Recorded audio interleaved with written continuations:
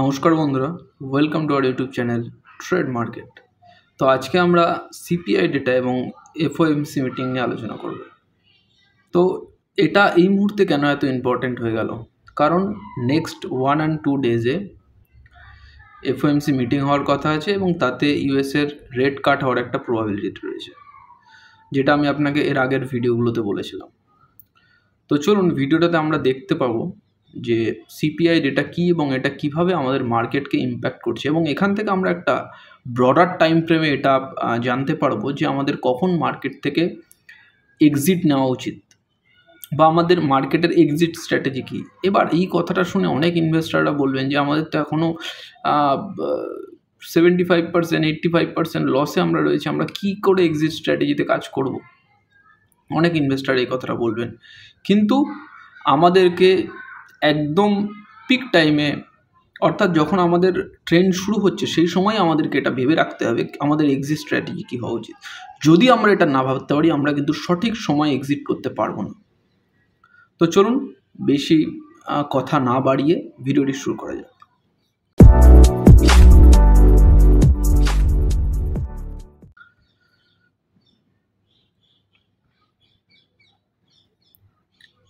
তো আমি এখানে আমার এই ভিডিওতে সিপিআই ডেটা সম্বন্ধে একটা ছোট্ট আইডিয়া আপনাদেরকে দেওয়ার চেষ্টা করেছি। এখানে আমি একটা ছোট্ট ওভারভিউ দিতে চাইছি সিপিআই ডেটা কী।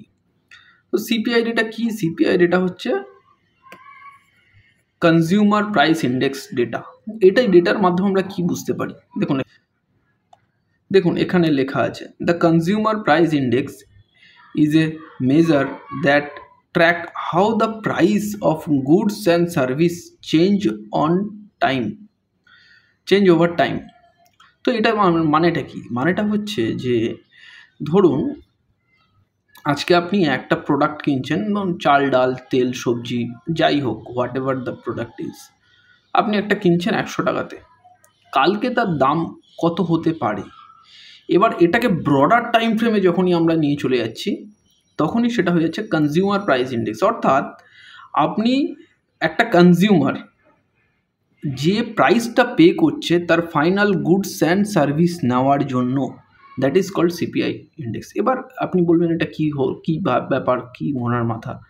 দেখুন আপনি যখন একটা ধান কেনেন বা একটা চাল কেনেন, আপনি বাজার থেকে যখন চাল কেনেন, তার দাম কীভাবে বুঝতে পারবেন আপনি? তার দাম কী করে মেজার করবেন? মানে সেটা কোন কোন প্রসেস হয়ে আসে। ধান প্রথমে মাঠে ধান বোনা হয়, ধানটা তারপরে মাঠ থেকে তোলা হয়, তারপরে সেটা ধান কলে গিয়ে চাল হয়, তারপরে সেটা বড় গুদামে যায়, সেখান থেকে ছোট রিটেলারদের কাছে, সেখান থেকে আপনার কাছে আসে। তো আপনার কাছে ফাইনাল প্রোডাক্ট আসছে চাল। এবার সেই ফাইনাল প্রোডাক্টের প্রাইস ডে টু ডে বেসে যেগুলো আপনাদের কি রেট তার চেঞ্জ হচ্ছে, সেটা জানা যাচ্ছে আমাদের কনজিউমার প্রাইস ইন্ডেক্সের মাধ্যমে।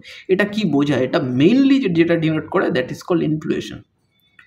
অর্থাৎ এটা দিয়ে আমরা বুঝতে পারি যে ইনফ্লেশন বাড়ছে না কমছে, সেটা আমরা জানতে পারি।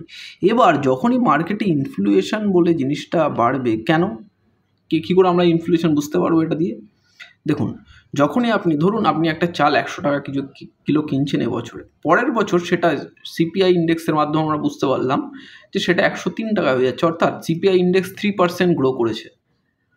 তখনই আপনি দেখতে পাবেন যে আপনার 100 টাকার ধানটা বা 100 টাকার চালটা আপনার 103 টাকা হয়ে গেছে। তো তখন আপনি বুঝতে পারলেন যে ইনফ্লেশন 3% রাইজ করেছে। এটা আপনি মোটামুটি বুঝতে পারলেন এই সিপিআই ডেটার মাধ্যমে। এবার এই জিনিসগুলো আপনি বোঝার চেষ্টা করুন, এটা আমাদের শেষে অনেক বেশি কাজে লাগবে।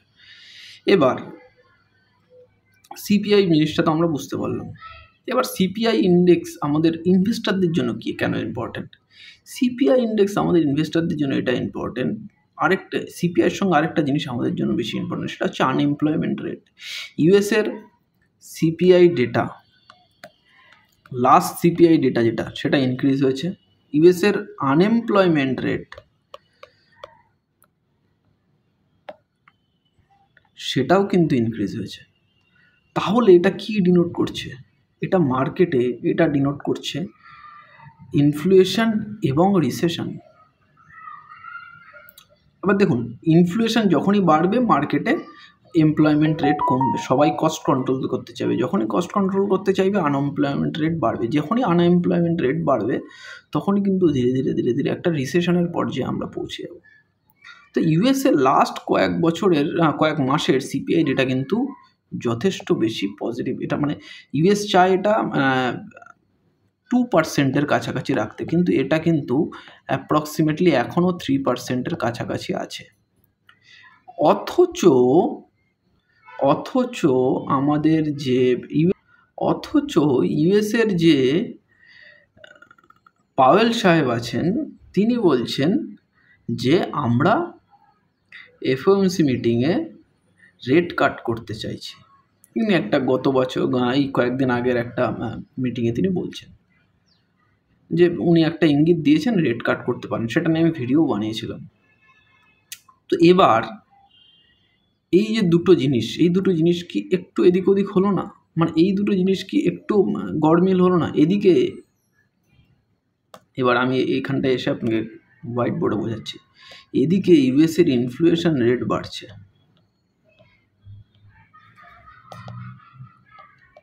ঠিক আছে, আনএমপ্লয়মেন্ট রেট বাড়ছে,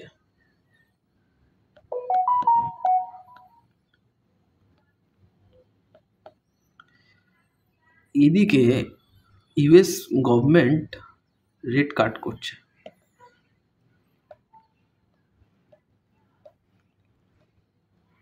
যদি করে, এবার ইউএস বলছে যে আমরা পরবর্তী 3টে বারে রেট কাট করতে পারি।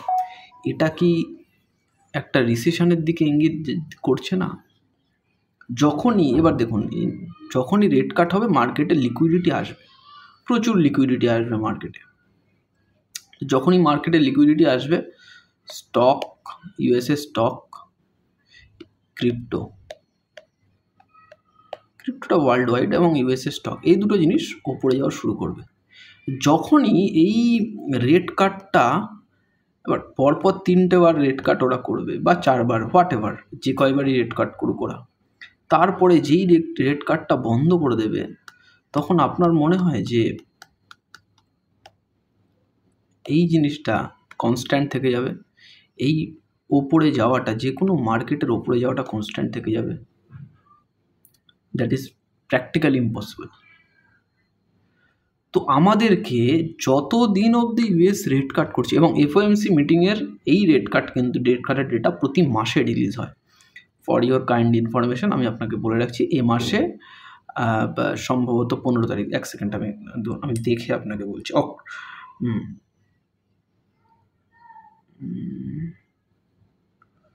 এক সেকেন্ড, 16ই সেপ্টেম্বর এই এফএমসি মিটিং হবে এবং সেখানে রেট কাটের ডিসিশন হবে, এবং এটা প্রতি মাসে বেরোয়। প্রতি মাসের একটা লিস্ট রয়েছে, আপনাকে আমি কমেন্টে লিস্ট দিয়ে দেবো, তার ফটো দিয়ে দেবো।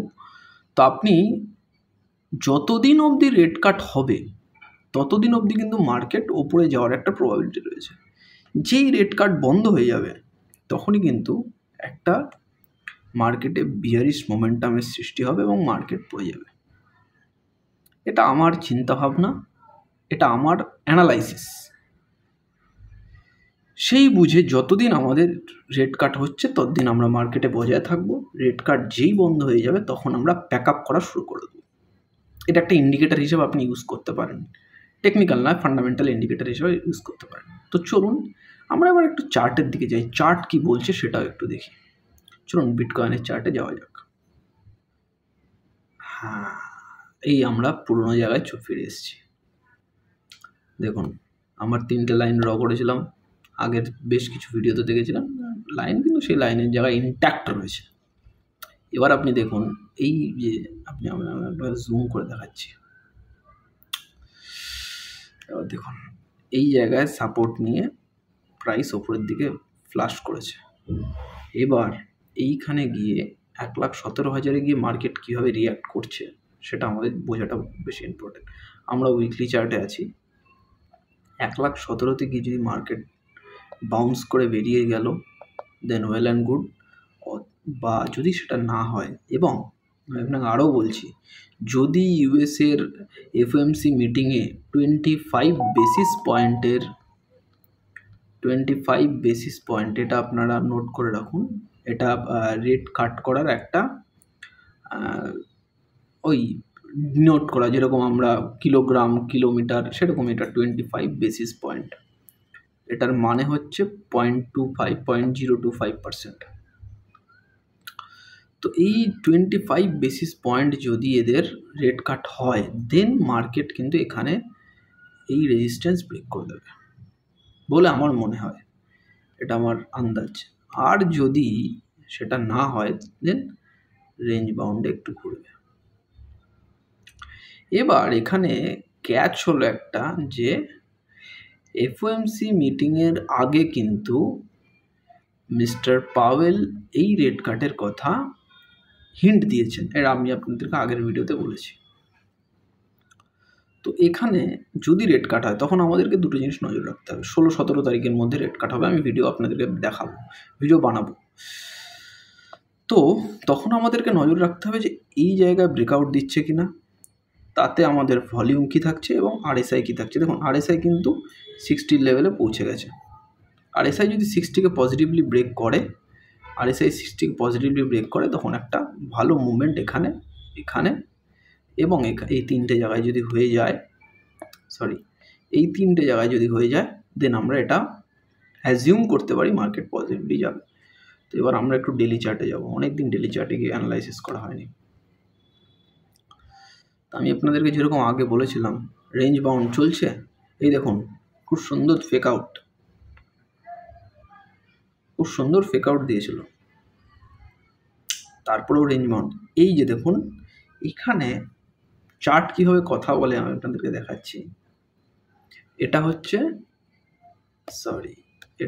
50 days moving average, SMA 50, simple moving average 50। হ্যাঁ, তো এই সিম্পল মুভিং অ্যাভারেজ 50 দেখুন পজিটিভলি মার্কেট ব্রেক করেছে, পজিটিভ মুভমেন্ট দিয়েছে, পজিটিভলি মার্কেটকে ব্রেক করেছে, পজিটিভ মুভমেন্ট দিয়েছে, এবারও কিন্তু পজিটিভলি মার্কেটকে ব্রেক করেছে। এবার কতটা মুভমেন্ট দেবে এবং এই পজিটিভ মুভমেন্টটাকে ধরে রাখতে পারবে কিনা, এই মোমেন্টামটাকে ধরে রাখতে পারবে কিনা, সেটা অনেক বেশি ইম্পর্টেন্ট। যদি এই জায়গায় ধরে রাখতে না পারে, দেন আমাদেরকে এটা ভাবতে হবে যে এটাও একটা ফেক আউট হতে পারে, বা খুব সম্ভবত এখানে রেজিস্ট্যান্স নিয়ে আবার নিচের দিকে আসতে পারে। যদি 50 ডেজ মুভিং অ্যাভারেজকে যে ব্রেক করে গেল, সেটাকে উপরে ইনট্যাক্ট রাখতে পারে 16-17 তারিখ পর্যন্ত, দেন আমরা এটা ভাবতে পারি যে ব্রেকআউট আসার একটা প্রবাবিলিটি রয়েছে বিটকয়েনের ক্ষেত্রে। এবং বিটকয়েন আজকের দিনে পজিটিভ মুভমেন্ট করছে, দ্যাট ইজ ভেরি ইম্পর্টেন্ট। দেখুন ভলিউমের সঙ্গেও আমি আপনাকে কম্পেয়ার করে দেখাচ্ছি। দেখুন ভলিউম আপনি যদি দেখেন তাহলে এখানে দেখতে পাবেন ভলিউমগুলো খুব সুন্দর ভলিউম রয়েছে। পজিটিভ ভলিউম খুব বেশি, নেগেটিভ ক্ষেত্রে ভলিউম খুবই কম। দেখুন আপনি যদি এই ডোজি ক্যান্ডেলটা দেখেন, ভলিউম আছে কিন্তু প্রাইস কিন্তু ডোজি, তার মানে বুল বিয়ারের মধ্যে খুব লড়াই হয়েছে। এই ভলিউমটা কিন্তু ফেক ভলিউম। এটা ছাড়া তার আগের ভলিউমটা আপনি দেখুন, এটা নেগেটিভ, এই ভলিউমটা আপনি দেখুন নেগেটিভ। রেড ক্যান্ডেলের ভলিউম বেশিরভাগই কিন্তু হোল্ড করছে না, খুব ভালো ভলিউম দিচ্ছে না। এবং এখানে যদি আমরা ডেলি চার্টে আসি, তবে এটা দেখতে পাবো যে আরএসআই কিন্তু মুখ ঘুরিয়েছে। এবার মুখ ঘুরিয়ে সাপোর্ট নিয়ে ওপরে যাবে কি নিচে আসবে, সেটা 16-17 তারিখেই জানা যাবে। তো এবার আমরা একটু সোলানার চার্টে যাব। ইথেরিয়াম নিয়ে অনেকদিন আলোচনা হয়েছে, সোলানা নিয়ে কোনোদিন খুব বেশি আলোচনা হয়নি। সোলানা কিন্তু দেখুন ক্রিপ্টোকারেন্সির অল্ট কয়েন কিন্তু নিজের অল টাইম ব্রেক করা শুরু করে দিয়েছে, প্রচুর অল্ট কয়েন নিজের অল টাইম হাই ব্রেক করা শুরু করেছে। সোলানা গতবারের নিজের অল টাইম হাই এর খুব কাছে রয়েছে। দেখুন সোলানার গতবারের অল টাইম হাই ছিল closing price, we have to denote that, এটা ক্লোজিং প্রাইস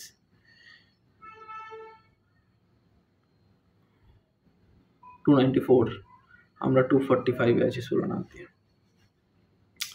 তো অল্ট কয়েন পারফর্ম করছে, best of the best alt coin কিন্তু পারফর্ম করছে, best of the best alt কয়েনরা পারফর্ম করছে। এবং এই অল্ট কয়েনের চেনটা ধীরে ধীরে ধীরে ধীরে এরপরে ডাউনগ্রেড অল্ট কয়েনরাও পারফর্ম করা শুরু করবে।